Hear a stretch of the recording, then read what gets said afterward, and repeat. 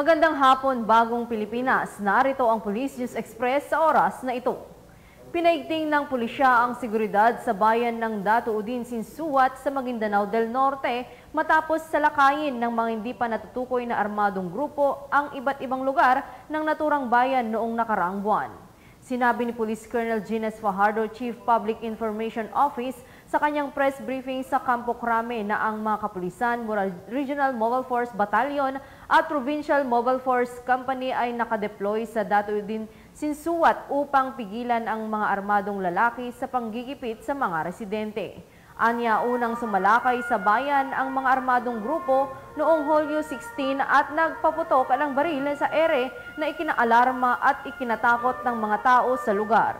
Iniimbestigahan na ng pulisya ang naturang insidente upang matukoy na ang mga miyembro ng armadong grupo na sumalakay sa nasabing bayan.